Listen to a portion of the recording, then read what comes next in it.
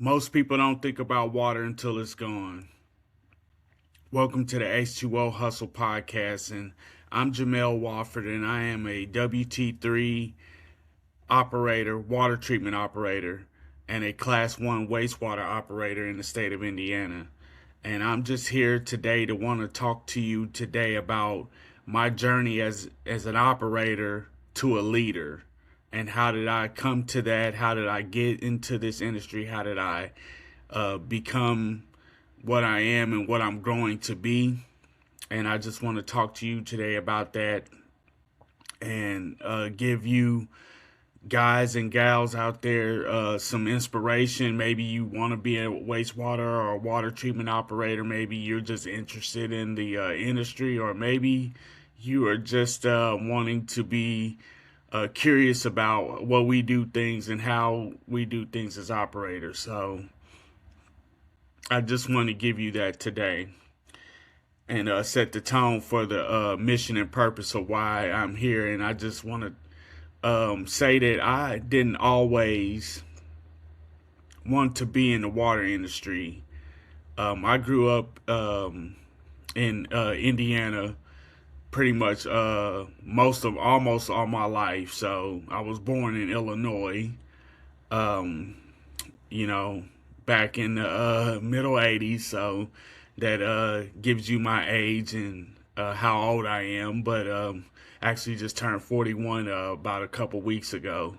So, happy birthday to me, or now that it's passed. But anyway, um, I grew up in Indiana, was born in Illinois, and moved around to several other places. Did live in Mississippi and Missouri for a little while. But anyway, when I was growing up, I did not want to be a water treatment or a wastewater operator. Actually, what interests me was I wanted to be a teacher of some sort, and I would have I would have things and interest in history and facts and different types of things when I was younger. So I would read a lot of books, especially some encyclopedias that my father at the time, before he passed, he worked at an archive company, and he would give me different types of things to read, different types of things to look at. And he bought some encyclopedias for me, and I would read these encyclopedias and give out facts and different types of things. But those things were the shaping and core of what I wanted to be, because I wanted to be a teacher of probably history in school or something. And then those things would change when I got into the church and my faith is a big part of my life, and I will be talking about more of that a lot. But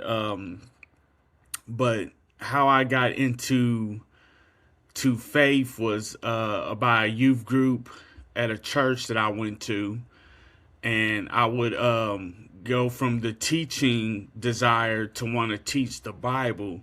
So I went to church camp and made a profession of faith at 18 years old, and now I'm going to college to want to be in the ministry, and I did go to college for a few years and was able to go to two different colleges, one in New York and one in Indianapolis, where I reside now, and eventually got a pastoral degree from one of the biblical institutions here. And so I learned that. But during that time frame was a time when I had got into contact with some people from the church that I was going to in my hometown of Marion, or at that time Marion and Sweetser, Indiana.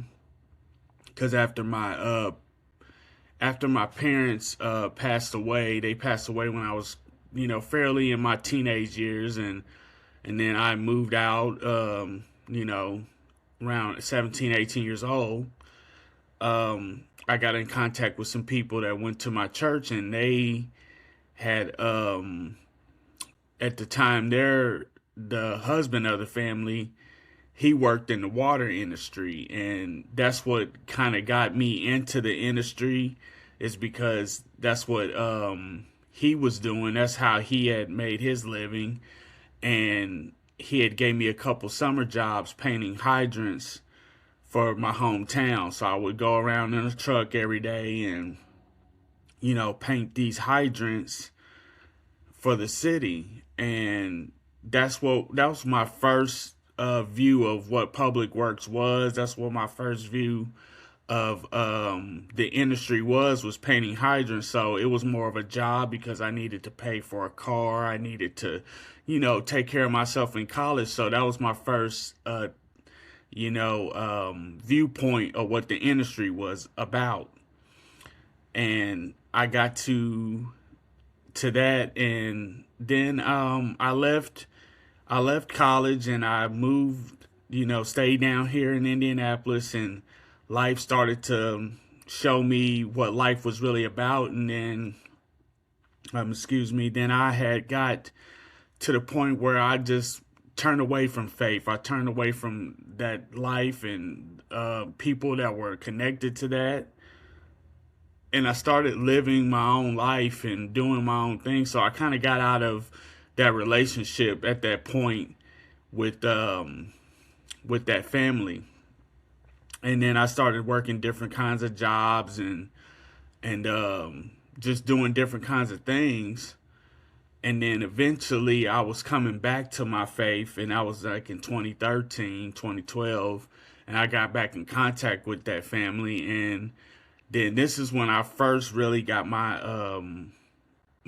footing into the industry, and I went back to that family, and I got into the wastewater industry, and that was a job that I had accepted, and it was a good career. It was a good job.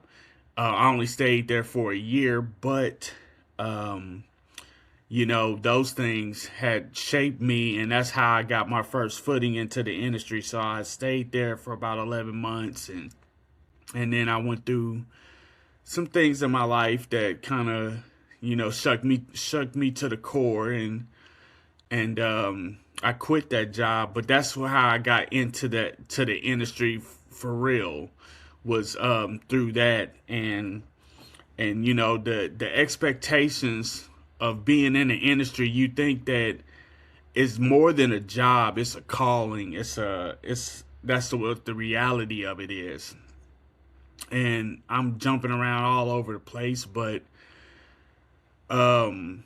you get into these types of positions and then these types of jobs, and you see that it's all about it's a calling to these jobs. It's not just something that you stumble upon. I mean, it's not just something that you born to want to do. It's very few people that say, man, I was born to be in the industry.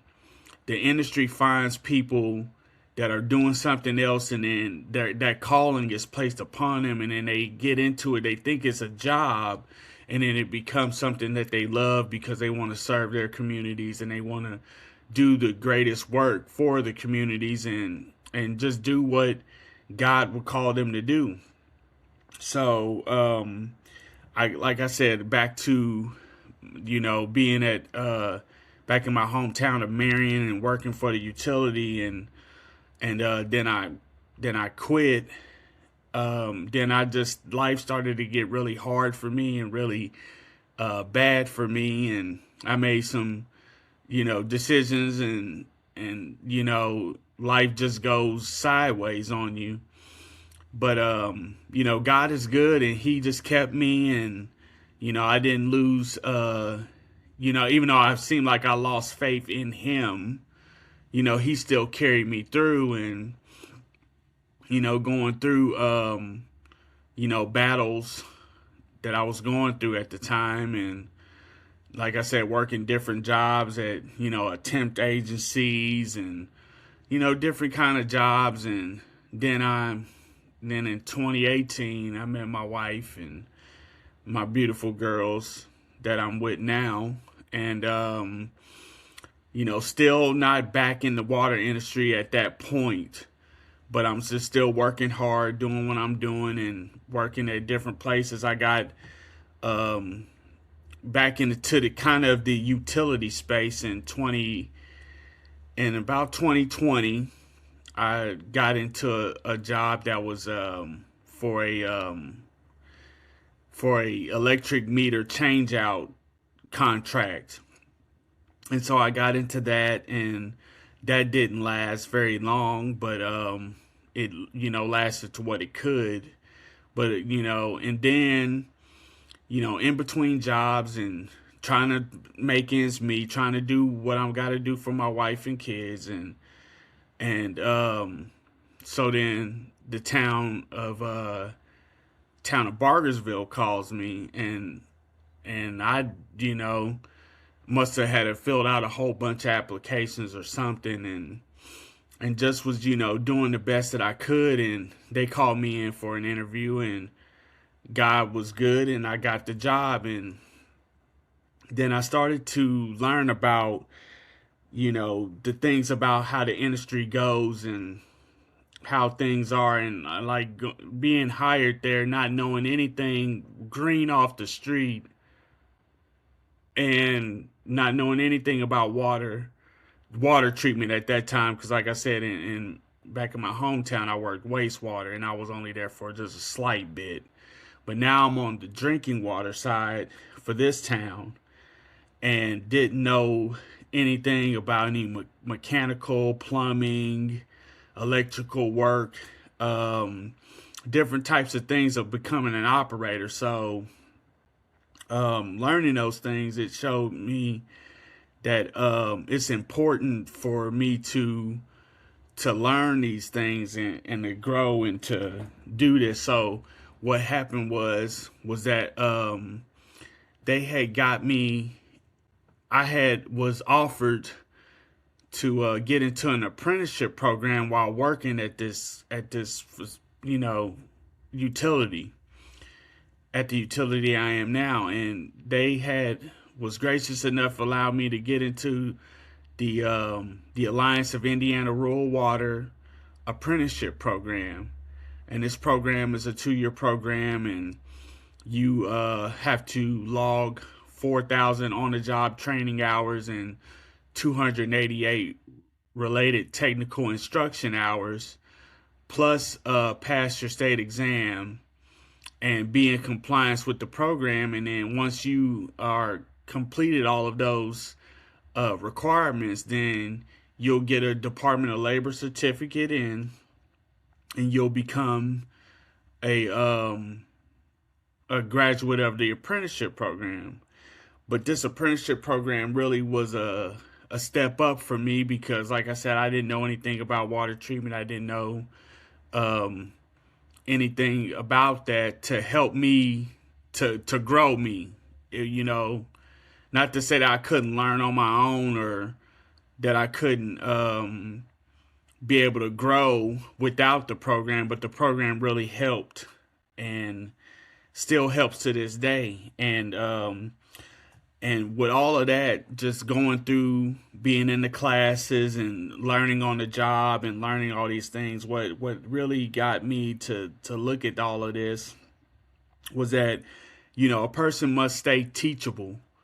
They got to stay teachable and to learn. And that's what I was doing. I was just staying teachable and learning what I didn't know. And even still to this day, there's some things that I still don't know, and I got to grow in that. And that's what being a leader is all about. That's what being an operator is all about. It's about growing and being teachable. So that's what I'm doing, and it is paying off very, very much, not just for myself, but for my family and for everyone else around me. But even with all of that, so that's how I'm getting into the industry. That's how I'm growing into this space.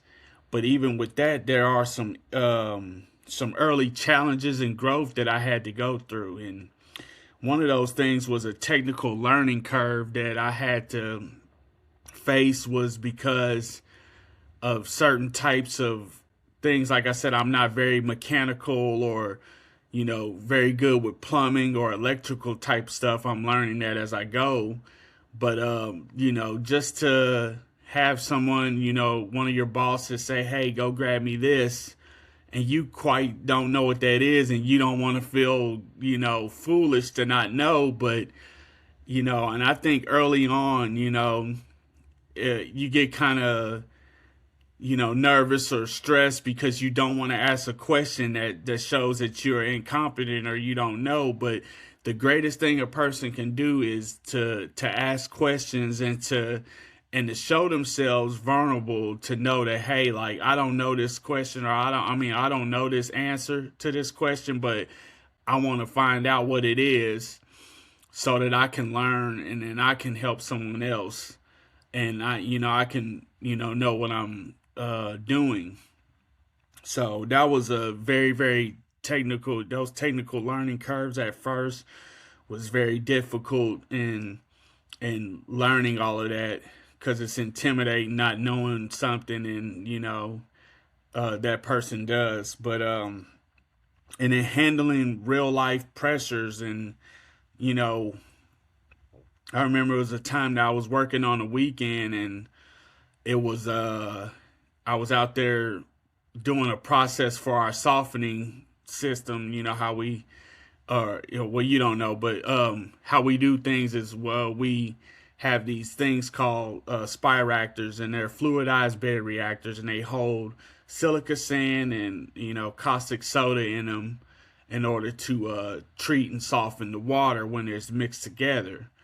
And so that process happens, and that sand that's in these fluidized bed reactors, once it's spent or once it's expired to a degree or been used up, it has to be blown off every other day, or blown down, or removed every other day, so that you can put fresh sand in there, so the softening process can continue to be utilized and capable of doing what it needs to be done. So I went outside, and we have a CO2 bulk tank that's outside, and I found a leak on it, a very, very huge leak that just happened. Probably over time, it just kind of got corroded or something, and it happened. But I found it. It was on a weekend. My bosses wasn't there. They wasn't there because they were off. So I had to figure it out and learn on the learning curve of these things, and call the contractor and get the contractor out there, and have these things to happen so that we could form a plan to get this leak stopped. Because it goes from now that, I'm just doing a job, versus now this is protecting public health. And that's what operators do. That's what we do. It's not just a job that we punch in and we punch out, and that's just it. But, people are depending on us to give out high quality H2O and high quality water for them, so that they can have this for their daily lives. So I called a contractor. We set up a plan, and eventually they came out. They had a temporary means where it kind of temporarily fixed the CO2 problem, and then the contractor came out and fixed it permanently. But these are the types of things that helps us, helps me to become an operator, right? Become a good operator, and to go from operating to leading myself. And the lesson in that is that growth comes through pressure. Without growing, without the pressure, there can be no growth. And in life, and that's with anything in life, not just here at work, or here at home, or wherever I'm at. Like, those pressures, those hardships, those adversities, they help us grow and help me grow, so that I can become someone that is leading myself well and leading others well and all those things, because you cannot grow, the like I said, I go back to my faith. I go back to what Jesus has done in my life, and I think of the book of James where it talks about count it all joy when you fall into various trials of many kinds, because those trials will produce patience and produce an endurance in your life, so that it can help you grow and help you have wisdom and to know what the Lord has done, what the Lord is doing. And none of us can grow without those pressures. But some defining moments in my career up to this point that has done good for me is to understand that the very one of the very first ones is going through the apprenticeship program and then being able to take the WT3 water exam. And that is a very, very big exam here in the state of Indiana. It's not something that is lightly taken.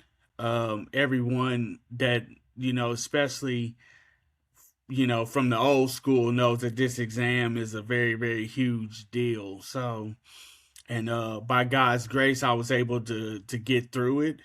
I mean, I was going through the apprenticeship. Like I said, I came into the apprenticeship not knowing a lot of things, and I learned and studied hard and put in the work, and I was able to pass the exam with a decent score on the first try. But the thing about it was that that defined me as saying that, hey, like, I can grow, I can go through whatever that I can go through in this industry, and I can learn and be humble, but yet grow through it all.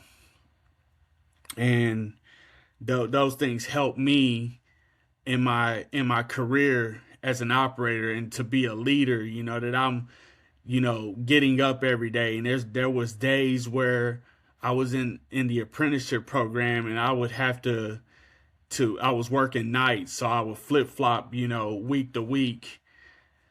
And on one week I was on nights, and then on that week I had class. So I'd have to work, 10 hours into the night.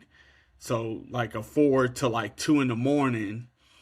Then I would have to come home, sleep about 3 or 4 hours, be up and be ready to go to get into my class so I can be attentive and ready.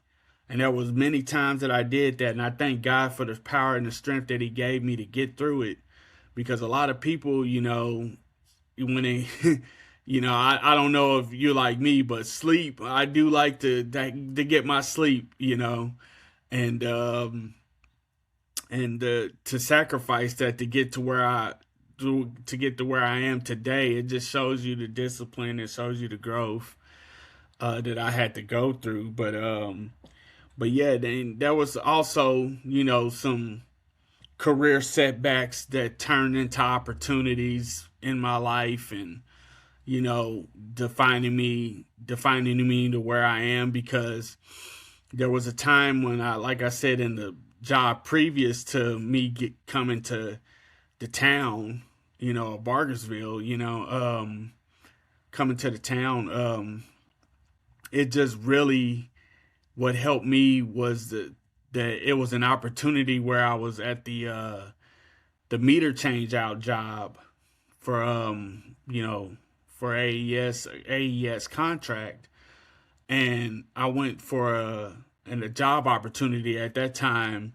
There was an opening up for a meter reader, and I wanted to get that job, and I wanted to be able to apply for it and get it. And at that time, they had a test. It's called a CAS test, and I think I don't. It was something about construction aptitude, skills, and test or something like that. And everybody that was there, like, in order to get some of these jobs, you had to be able to pass this test in order to get that job.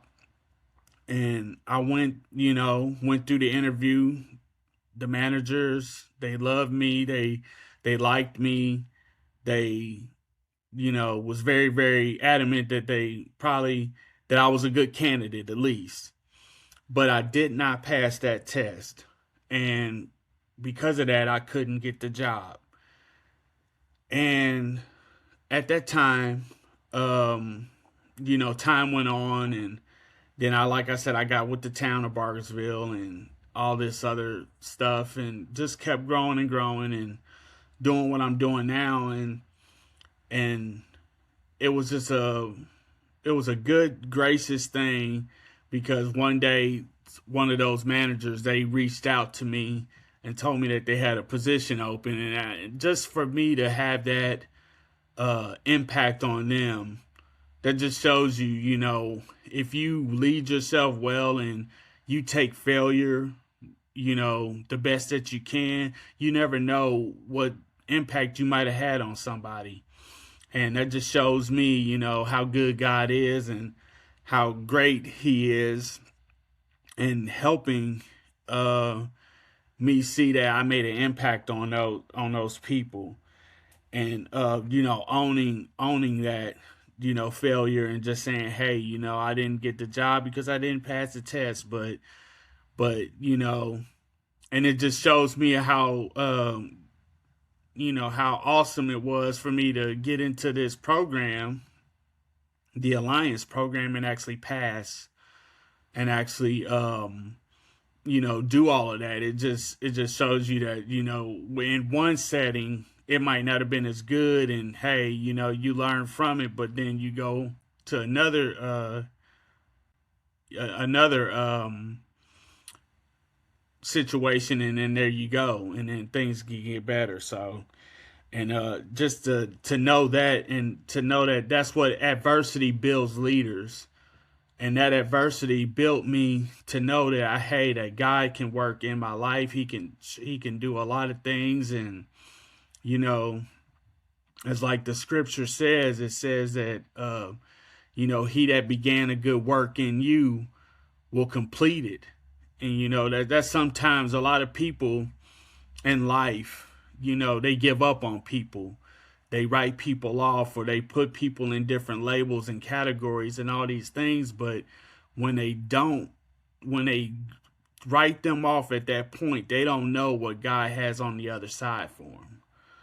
And I'm a living witness of that. I know that. I've been through that in my life. So I praise Jesus for it, and give Him that honor and glory for it, because I've been through it with my parents being gone, and growing up, in hard times, and losing people, and getting losing my life to a degree, going through the bottoms and the struggles. I done been there, so I know what it is, and I just thank God that adversity builds leaders, and that these things are just to help me to grow, and that verse that I just alluded to is so true, is that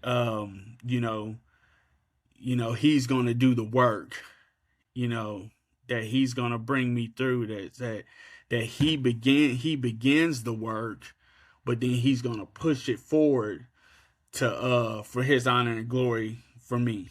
So, and the thing about this, all of this is that this adversity, that it builds leaders, that it helped me to go from an operator to a leader. And that's what it's all about. And in my leadership journey, I started reading leadership books not too long ago, and I got in contact with Mack Story from Blue Collar Leadership, and took some of his courses and read a lot of his books, and John Maxwell, and all these other type of leadership books. And it's just to help me to to not just to lead myself at work and to do great things as an operator at work, but also to be a good husband at home, and be a good father at home, and all these other things. So but at work, at least, it helped me to understand that, I went through the apprenticeship program. I led myself well in that. And then I was able to be asked to be a mentor to a younger operator that is at our facility, and,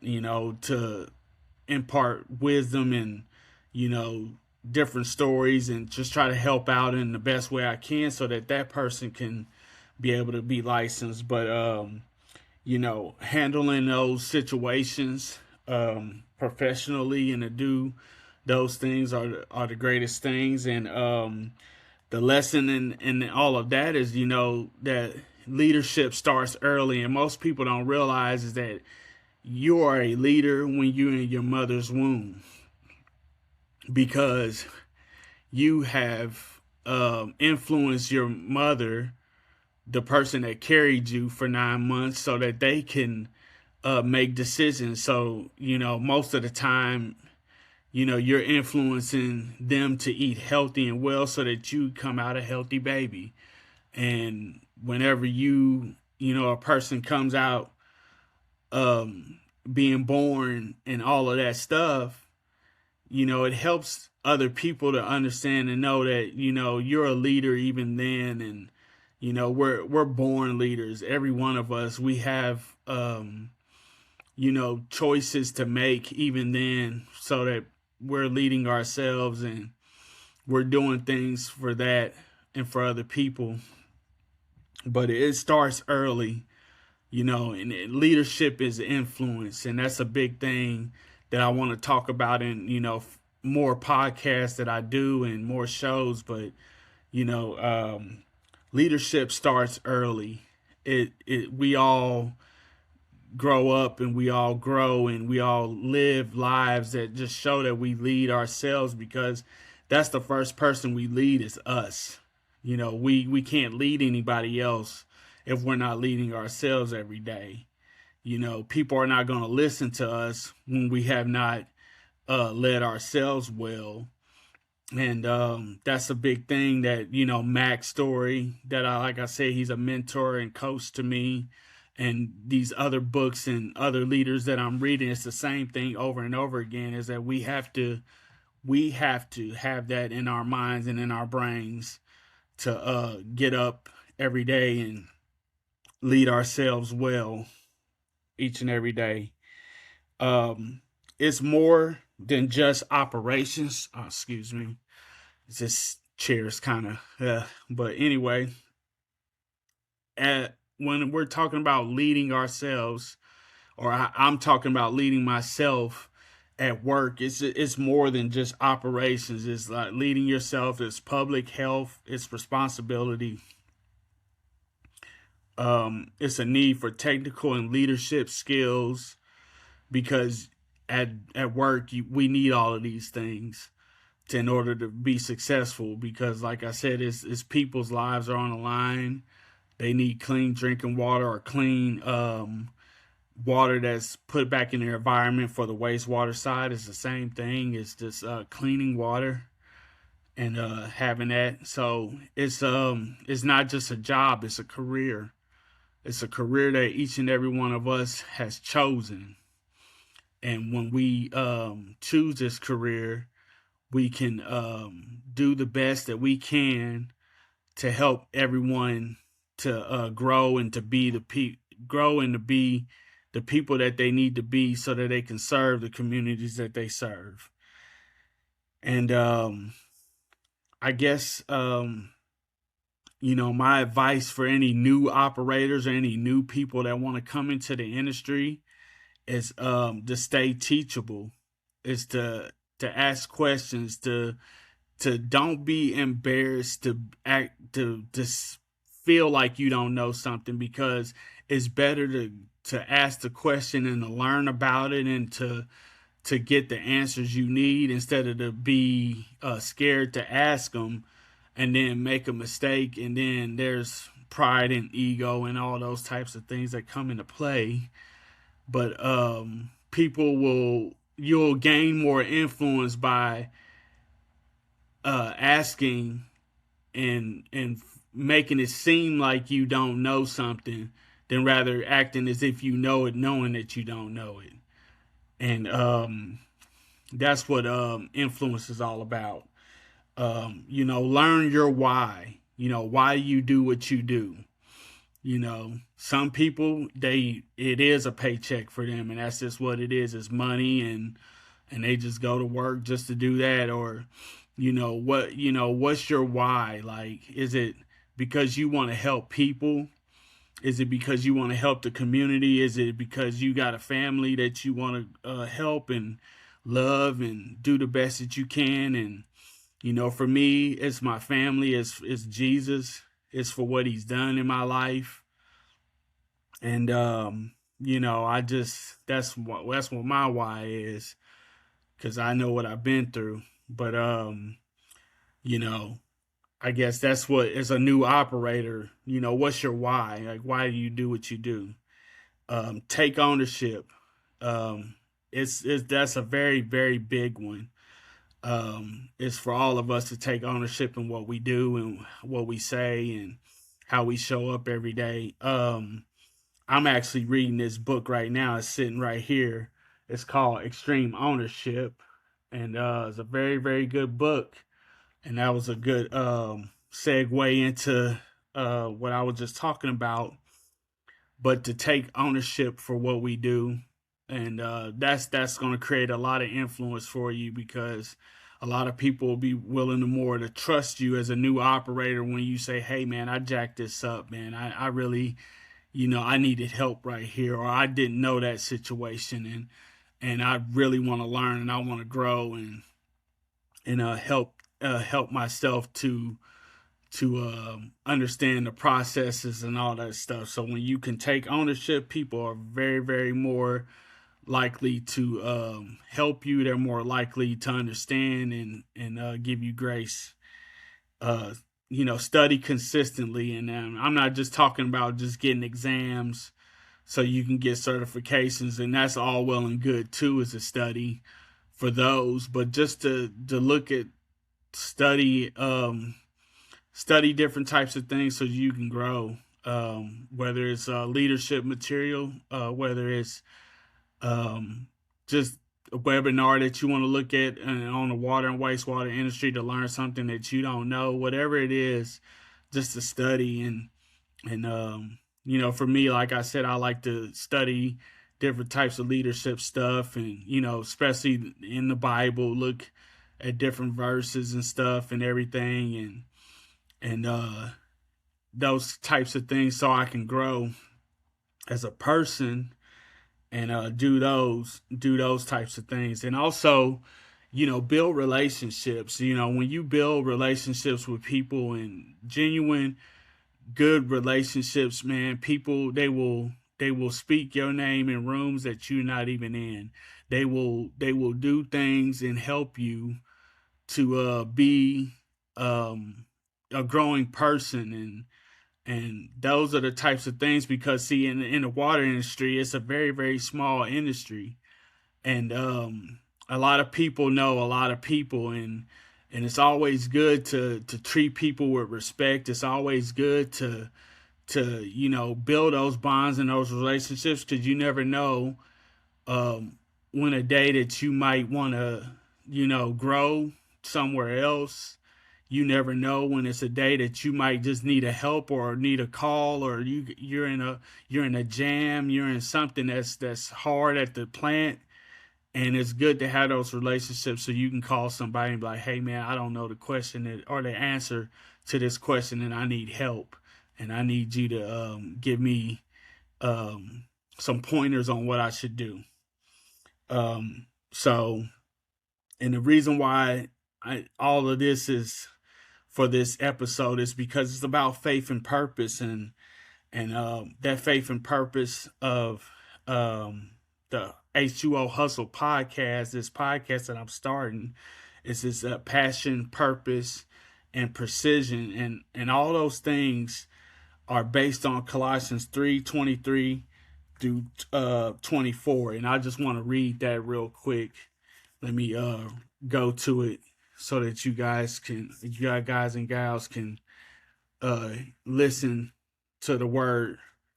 The reason why I had this as a my faith and purpose of this channel or this podcast.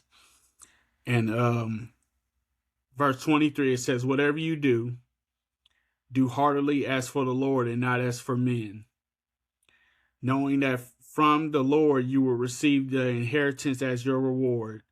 You are serving the Lord Christ. And that's who I'm serving.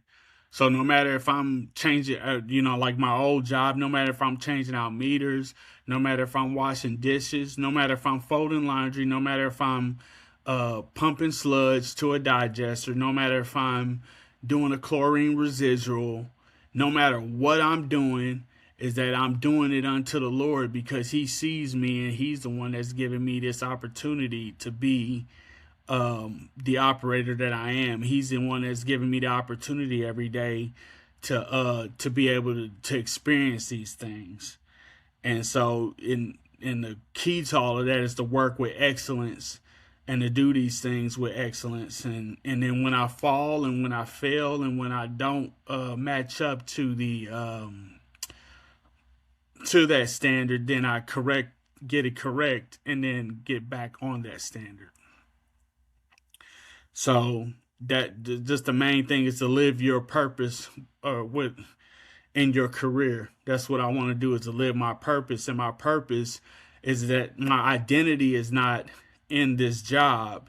My identity is in the Lord. But whatever I'm doing it unto him so that he's pleased and happy with me.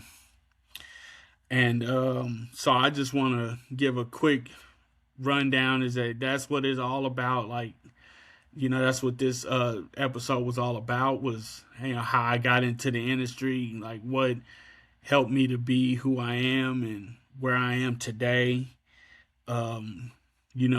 Just the things, like I said, for, if anybody's out there watching and they want to get into the industry or whatever, or just curious about it, just those talking points about being teachable, learning your why, like why you want to do this. Take ownership and study consistently and, build those relationships. Like I said, I'm not trying to push faith on people, but I'm just trying to give you a glimpse of who I am. And, in my indication or in my situation, I just want to glorify the Lord. And, that's my why. But, have pride in what you do. You know what I'm saying? And it's more than just a job. Like I said, I do love what I do, but I understand that, the Lord has given me the opportunity. And until that day he says it's time to stop or do something else, I'm going to do the best that I can. And I just encourage you to follow me on my YouTube channel. H2O Hustle is the handle name. I do have podcasts on there for studying for. Now I'm doing Wastewater audio flashcards on there, and I got some shows up about that and some other things. And we'll be putting up different types of shows and podcasts on there with the H2O Hustle podcast, which will be one of the first, and just other things, just to get people to understand that it's about what's going on in the industry, or what I'm doing to help myself to show the world that, hey, it's all about growing and being a leader in that space and all that, and just sharing along with the journey. So like I said, like, share, subscribe, H2O Hustle YouTube channel. So I hope you guys and gals and everybody there, y'all have a great, wonderful day. God bless you. And remember, it's all about passion, precision, or passion, purpose, and precision. I messed that up, but it's okay. Passion, purpose, and precision. H2O Hustle. Y'all have a good one.